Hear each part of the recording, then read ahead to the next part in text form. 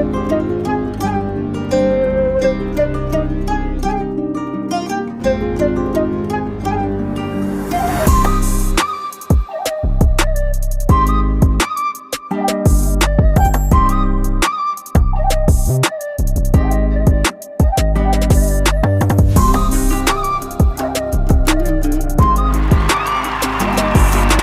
the pros know a secret that we mere mortals on the pool table do not know? Are they using magic to kick out of positions, difficult positions that their opponent have put them in, or they have inadvertently put themselves in? When the rolls are not going in their direction, they somehow find themselves kicking out of difficult situations and receiving their opponent. World-class players like Joshua Filler, Shane Van Boening, Francesco Sanchez Ruiz, Koping Chong, Koping Yi, Eklund Kachi, and of course, last but not least, Fedor Gors and Albin Ocean. These guys are guys that I've watched playing professional pool, and they have always been some of the best calculated kickers in the game. Of course, we know of the great Efren Barthez, who did this without any form of mathematical knowledge. Hey guys, what's up everyone? Welcome or welcome back again to the channel. In today's video, we are going to be looking at the 3-cushion billiard system known as the SID system, invented by the 3-cushion billiards player Sid Banner. Now, this is for me one of the most precise kicking system, so I'm going to be guiding you through the whole entire process of how the calculation is done on the table. So be sure to hit the subscribe button below. Now, the very first thing that you want to be familiar with, guys, is the diamond numberings for the long rail. And as you can see, I'm moving my cue ball down the rail. I'm increasing the cue ball's value by increments of 10. Or increments of 1, pardon me. So the corner pocket there is labeled as diamond 8, and the pocket to which you're kicking towards is labeled 0. Now notice here that as I'm going on the short rail, now my diamond values are increasing by increments of 2. So the first diamond is 10, the middle diamond is 12, and the third diamond is 14. Now, not all the time you're going to be kicking towards the corner pocket. Now, what happens when you're kicking towards the end rail? What are the diamond values? Now, here, the first diamond is going to be labeled 2, and every diamond after that is going to be increasing by increments of 0.5. So here, between the first diamond labeled 2 right there, and that's the middle diamond, that's 3. That's 2.5. Between the middle diamond and the first diamond is 3.5, and the first diamond is 4, and of course the pocket is 5, and in between the first diamond and the pocket is 4.5. So it is basically 2 first diamond, 3 middle diamond, 4 third diamond, and the pocket is 5. Now the calculation is very simple, guys. You're going to be multiplying where you're aiming from to where you're aiming to, and you're going to automatically get the aiming point on the first rail. So there you can see, as I'm standing up, I'm calculating in my mind that 8 multiplied by 5 is in fact going to be 40. Now, I did in fact do a video on this here, which I'm going to be bringing up a replay of that video, where we actually use a very similar system to kick at an object ball that is near to the spot, near to the head spot. So here I'm kicking out of the corner pocket, and I'm using a game situation example where I'm kicking at a ball that is blocked and the ball is on the spot, the head spot.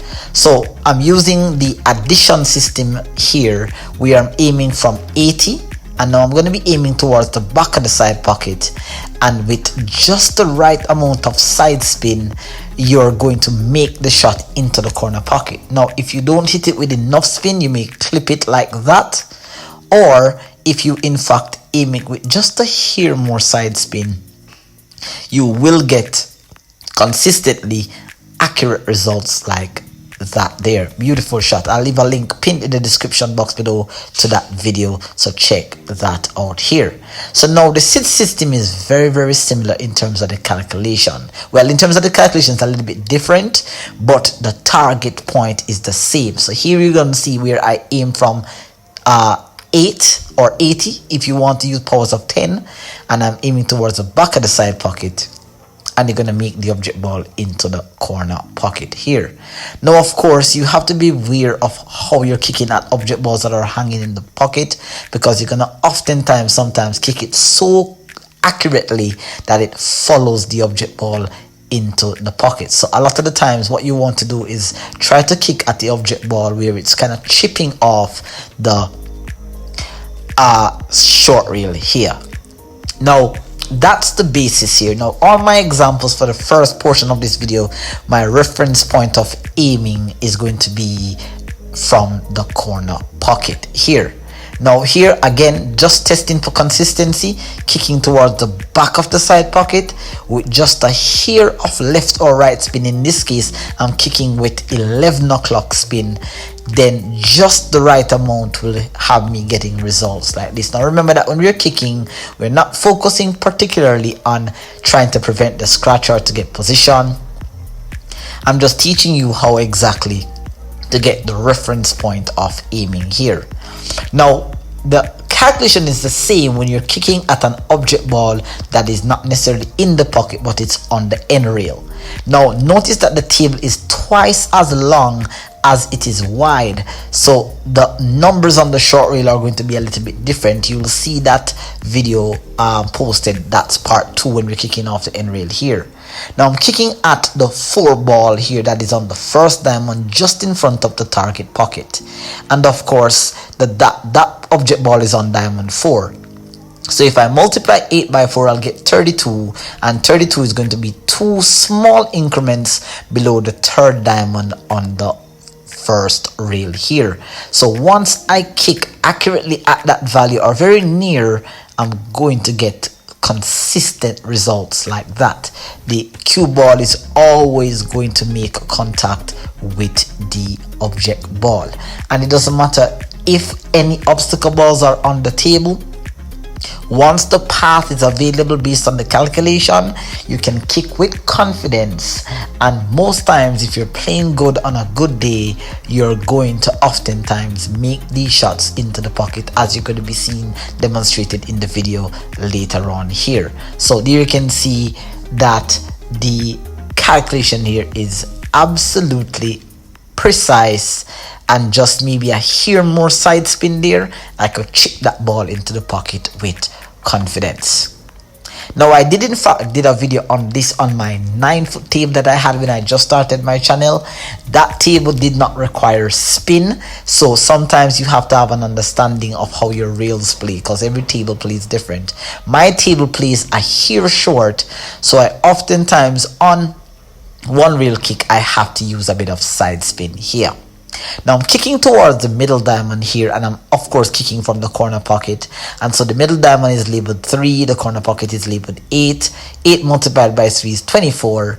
So if I aim just a hair in front of the middle of the second diamond and the third diamond on the long rail, then you're gonna find here that you're gonna get accurate results like what is being demonstrated here on screen.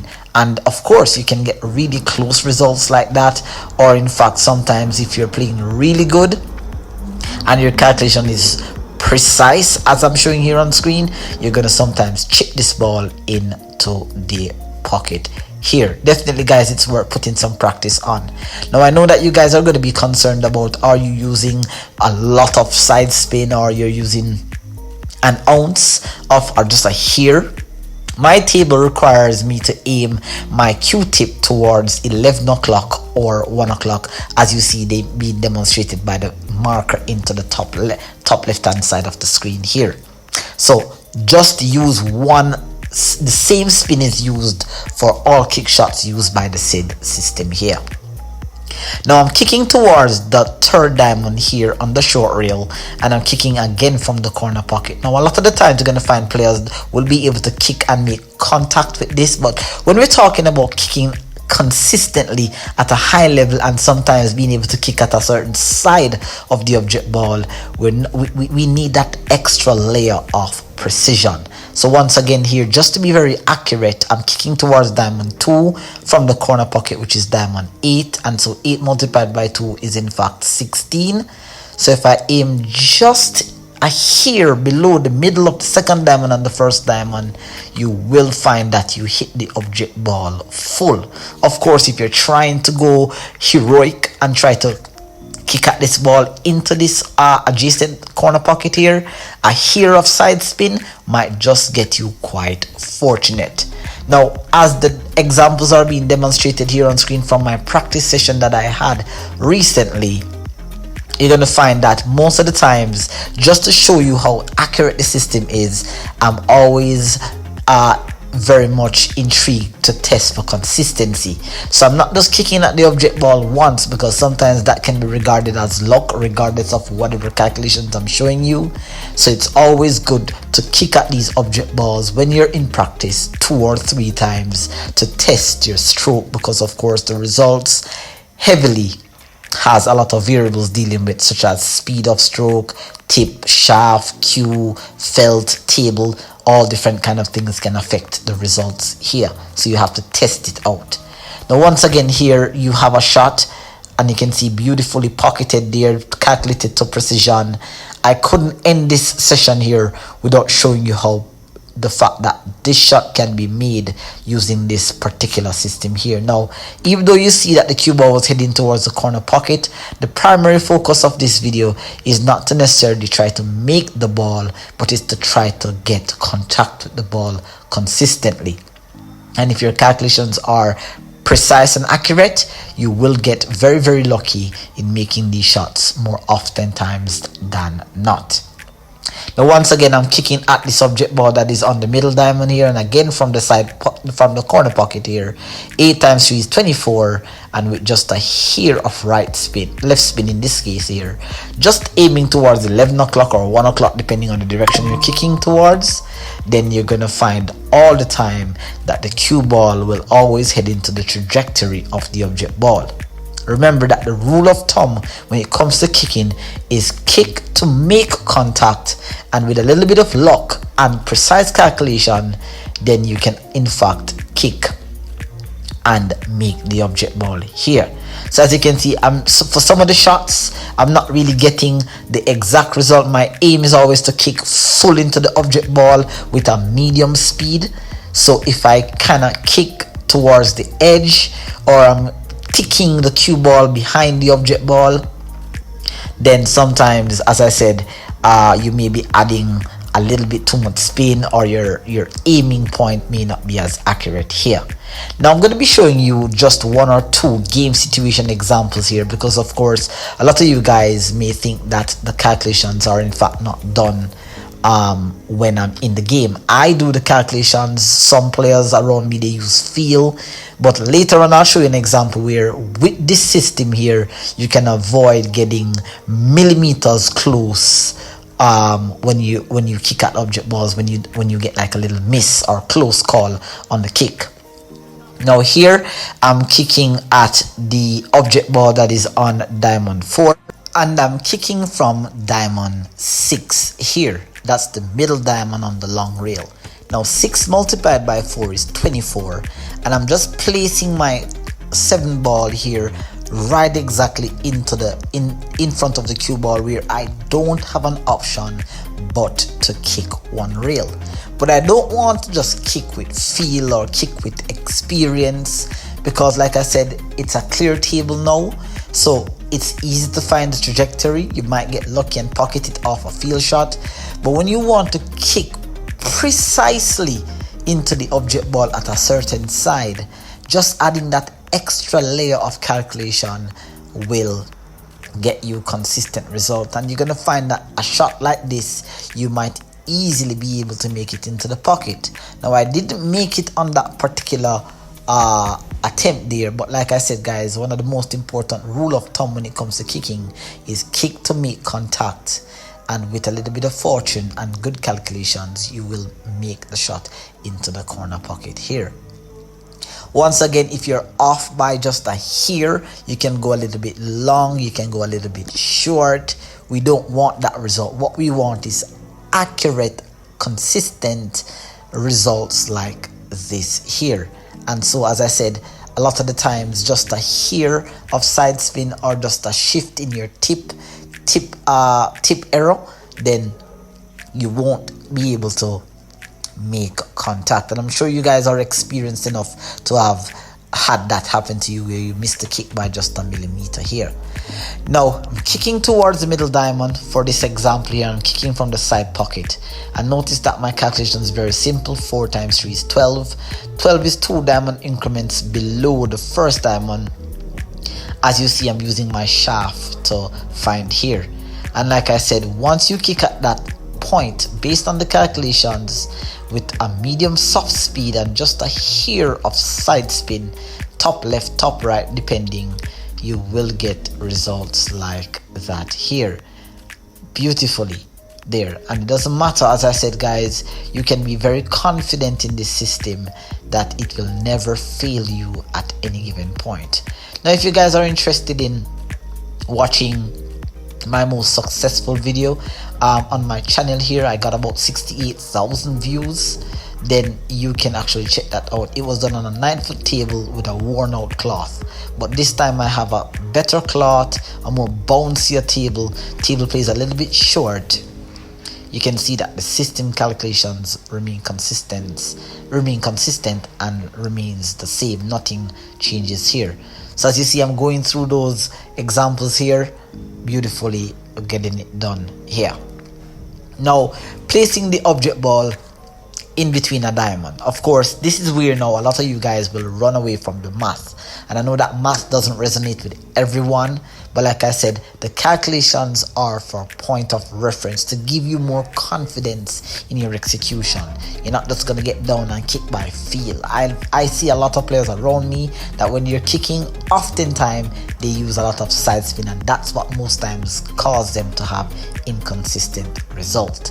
Now here I'm kicking at diamond 3.5 and I'm kicking from diamond 7, and mathematically speaking that gives me 24.5. Now if I aim in between the third diamond and the second diamond on the long rail here, notice that the cue ball heads exactly into the trajectory of the object ball, and on the replay here you're seeing where I in fact almost made the shot.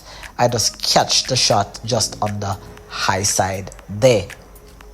So as I said guys, this system has done me justice over the years. My kicking skill has gone to a whole different level, and I've spent 10+ years studying a wide variety of kicking systems: 1 rail, 2 rail, 3 rail, 4 rail, 5 rail, and this system by far has topped the list. Now once again here, kicking at diamond 2.5, 5 multiplied by 2.5 is 12.5. That's about 13, maybe 12. I want to always kick a little bit less, because what I want to do is that I rather to go long than to go short. I rather miss on the long side than on the short side, because on the long side you have a better chance of chipping it in from the back end. So at all times what you want to do is always adjust your diamond increments, maybe less as opposed to more. All right, and it doesn't matter what table you're on, oftentimes that's the best form of adjustment for me. All right, now I'm kicking at diamond 4.5 here, and what I'm going to do here is that I'm going to be placing my cue ball in between a very difficult diamond section, because I know that you guys are going to be asking, Apex, what if you're not on a diamond? How do you adjust? Well, you can use parallel shifting technique as well, which is the system that I'm actually using here. Now for this example, I didn't do the calculations very well, and so mathematically speaking, 5.5 multiplied by 4.5 is 24.75. We don't really have time to do that on the pool table. So what happens then is that when you don't have a system of reference, you're gonna get results like this, where you chip it just a millimeter short, just a millimeter, just a hair short. And again, as I said, you don't have 2 tries in a game. Once you're snookered, you have 1 attempt. What this system does is that it prevents things like this from happening. We don't want that. We don't want to have to be kicking at an object ball and missing it by a hair. I mean, it's going to be close. The crowd maybe go off, but you still lose the rack. What you want is to be able to do the proper calculations like what I'm doing now, and by multiplying you get the point of reference and you will be able to pocket the object ball like that. Now this particular shot here is a shot that, believe it or not, a lot of players fear, because when they kick at it like that, oftentimes sometimes it goes in and off the rail and scratch. Sometimes it goes off the high side and opens up the rack, gets all wild and misses the shot completely. So like I said, just had to demonstrate two examples where you can get millimeter close there. Now I'm going to be doing a part 2 to this video, so I want you guys to check that out as it comes up. But for you to get access to that video, you're definitely going to have to hit the subscribe button below and turn on your post notification bell. So I'm giving you a preview of what's coming up next on the channel. This time we're going to be kicking from the end rail, and we're going to be kicking towards the corner pocket and also towards the end rail here. So we're kicking from the end rail to the end rail. Now here I'm kicking from diamond 10. That's one diamond after the corner pocket, and I'm kicking towards diamond 4. You can see that the calculation is the same. 10 times 4 is 40. Kicking towards the back of the side pocket there will get the cue ball heading directly into the trajectory of the object ball. And if you notice that what the spin does is that, because the table play is short, you don't want to hit this shot too hard. You want to hit it at a medium soft speed. So when you kick it at that speed, it gives the cue ball time to open up and head into the correct trajectory. Now this is all a preview of what's coming up next, so be sure that your subscription button is turned on and your post notification bell is on as well. Again, you can see beautifully executed there, kicking from the first diamond. 10 times 3 is 30, and just with the right amount of spin, you're gonna shock your opponent when you do stuff like that there. Alright, and for the final example before we come to the end of this video, I'm gonna be kicking once again from the first diamond on the end rail, and I'm going to be kicking towards diamond 2 here. And so of course 10 multiplied by 2 is going to give us 20. That means we're going to be kicking at the middle diamond that is on the long rail here, first rail contact. And of course once you use the same amount of spin, which is 11 o'clock or 1 o'clock, give or take how your table plays, you might get more or less, you will get consistent result like that there. So I hope that you guys enjoyed this tutorial video. If you have, leave your comments, thoughts, opinions down in the section below. Let me know if it has been helpful to you, and stay tuned for part 2. We're going to be discussing more in depth about the SID system here. Until then, take care, practice with consistency, precision, accuracy and control. Bye bye.